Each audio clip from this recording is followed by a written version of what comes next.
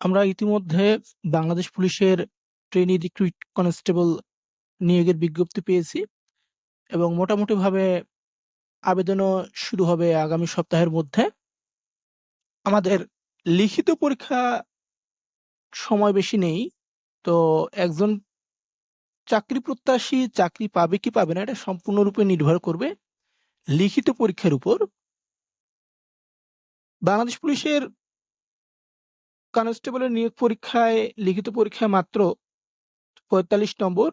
তো এই ৪৫ নম্বরেই নির্ভর করবে একজন প্রার্থীর চাকরি পাওয়ার নিশ্চয়তা। তো আমাদের এ কারণে লিখিত বিষয়ে খুব ভালো একটা জোরালো প্রস্তুতি দরকার। তো আজকে আমরা আলোচনা করব লিখিত পরীক্ষার সিলেবাস নিয়ে। এই সিলেবাস সম্পর্কে আমাদের মোটামুটি একটা ধারণা থাকলে আমরা খুব সহজেই কোন কোন বিষয়গুলো পড়তে হবে তা জানতে পারবো এবং একটা কাঙ্ক্ষিত নম্বর তুলতে পারবো বলে আশা রাখি। ওকে, চলুন তাহলে আমরা আলোচনা করি আমাদের লিখিত পরীক্ষার সিলেবাস সম্পর্কে। তো আমরা লিখিত পরীক্ষার সিলেবাসে দেখতে পাচ্ছি এখানে আমাদের পূর্ণমান ৪৫, সময় সাধারণত ২০২৩-২০২৪ যদি আমরা দেখি সেখানে সময় ছিল ১ ঘন্টা ৩০ মিনিট করে। এই ৪৫ নম্বরের ভিতর আমাদের বাংলায় ১৫ নম্বর, ইংরেজিতে ১৫ নম্বর, গণিত এবং সাধারণ বিজ্ঞানে ১৫ নম্বর, এই নিয়ে মোট ৩ বিষয়ে ৪৫ নম্বর। তো বিস্তারিত সিলেবাসে আমরা দেখবো এবার বাংলা বিষয়। বাংলায় ১৫ নম্বর। তো এই ১৫ নম্বরের ভিতর কোন কোন বিষয়গুলো থাকে সেগুলো নিয়ে আমরা আলোচনা করব। চলুন শুরু করি। আমাদের রচনায় থাকে সাধারণত একটা রচনা থাকে। এই রচনায় নম্বর বরাদ্দ থাকে ৭ থেকে ১০ নম্বর।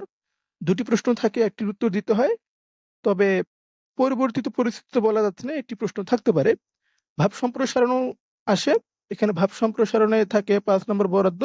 এখানেও ২টি প্রশ্ন থাকে, একটি উত্তর দিতে হয়। পত্র লিখন আসে মাঝে মাঝে, এখানে নম্বর বরাদ্দ থেকে থাকে ৫ থেকে ৭ নম্বর। এরপরেই আসে অর্থসহ বাগধারা দিয়ে বাক্য তৈরিকরণ। এখানে নম্বর বরাদ্দ থাকে ৪ থেকে ৫ নম্বর।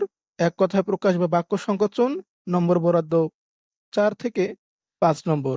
সন্ধি বিচ্ছেদ, নম্বর বরাদ্দ ৪ থেকে ৫ নম্বর। সমার্থক শব্দ, নম্বর বরাদ্দ ৪ থেকে ৫ নম্বর।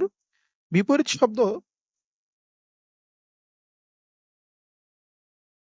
এখানে নম্বর বরাদ্দ থাকে ৪ থেকে ৫ নম্বর। বাক্য শুদ্ধিকরণ, নম্বর বরাদ্দ থেকে ৪ থেকে ৫ নম্বর। তো মোটামুটি এই হচ্ছে আমাদের লিখিত পরীক্ষার ১৫ নম্বরের সিলেবাস। এগুলোর মধ্যে যে কোনো প্রশ্ন থাকতে পারে। সব মিলে আমাদের নম্বর থাকবে এখানে ১৫ নম্বর। তো আমরা মোটামুটি ধারণা পেয়ে গেলাম রচনা, ভাব সম্প্রসারণ, পত্র লিখন, বাগধারা, এক কথায় প্রকাশ, সন্ধি বিচ্ছেদ, সমার্থক শব্দ, বিপরীত শব্দ, বাক্য শুদ্ধিকরণ। তো ২০১০ সাল থেকে শুরু করে ২০২৪ সালের যে নিয়োগ পরীক্ষা, এই পরীক্ষাগুলোর সিলেবাস বিশ্লেষণ করে আমাদের এই টপিকগুলো এসেছে।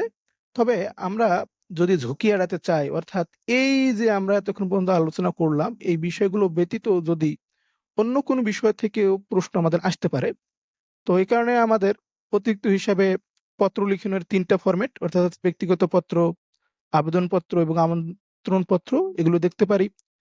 বাক্য শুদ্ধিকরণ আমরা দেখেছিলাম, আমাদের বানান শুদ্ধিকরণও আসতে পারে।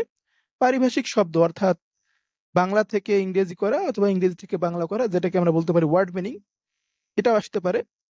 প্রকৃতি ও প্রত্যয় নির্ণয়, লিঙ্গান্তর, উপসর্গ দিয়ে শব্দ তৈরি, এই বিষয়গুলো আমরা দেখতে পারি। তো এবার তো মোটামুটি আমরা আলোচনা করলাম নম্বর বরাদ্দ নিয়ে। এবার আমরা দেখব আমাদের কোন কোন বইগুলো পড়া দরকার বা ফলো করা দরকার এই স্বল্প সময়ে। বা সময় স্বল্পতার কারণে আমরা চাইলে কিন্তু কিছু কিছু বই এখান থেকে তালিকা থেকে বাদ দিতে পারি। আমরা বিরোচন অংশের জন্য দেখতে পারি নবম দশম শ্রেণীর রচনা সম্ভার, অগ্রদূত অথবা প্রফেসরস প্রকাশনের বাংলা একটা বই পাওয়া যায়, সেটা আমরা দেখতে পারি। এটা বিসিএস সহ অন্যান্য সকল পরীক্ষার জন্য প্রযোজ্য। তবে বেশি বই ঘাটাঘাটি করার দরকার নেই, যে কোনো একটা বই পড়লে হবে।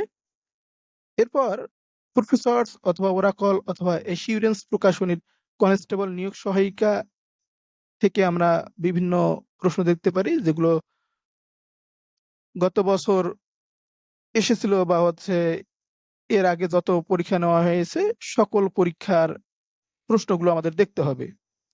এরপর আমরা ব্যাকরণ অংশের জন্য নবম দশম শ্রেণীর 1996 যে শিক্ষাবর্ষ, ওই শিক্ষাবর্ষের ব্যাকরণটাও দেখতে পারি। তো এই হচ্ছে আমাদের মোটামুটি আজকের বাংলা বিষয়ের আলোচ্য বিষয়। আমরা ধারাবাহিকভাবে প্রত্যেকটা বিষয় আলোচনা করব, কিভাবে প্রস্তুতি নিলে খুব ভালো একটা নম্বর পাওয়া যায়, আমাদের নম্বর বেশি উঠাতে লেখার পদ্ধতি কি হবে, এই সময়টাকে কিভাবে কাজে লাগাতে হবে, এ সংক্রান্ত ভিডিও আমরা পরবর্তীতে তৈরি করব। তো আমরা আবারও একটু বাংলা সিলেবাসটা দেখে নেব কি কি বিষয় আছে। বাংলা সিলেবাসের নম্বর বরাদ্দ 15। এর ভিতর থাকবে রচনা, ভাব সম্প্রসারণ, পত্রলিখন, বাগধারা, এক কথায় প্রকাশ, সন্ধি বিচ্ছেদ, সমার্থক শব্দ, বিপরীত শব্দ, বাক্য শুদ্ধিকরণ। এই সিলেবাসের অংশগুলো আমরা নিয়েছি 2024 সাল থেকে শুরু করে 2010 সাল পর্যন্ত বিভিন্ন সময়ে অনুষ্ঠিত হওয়া কনস্টেবল নিয়োগ পরীক্ষার বাংলা অংশ থেকে। তো আমরা পরবর্তীতে অন্য কোনো বিষয় নিয়ে আলোচনা করব। ধন্যবাদ।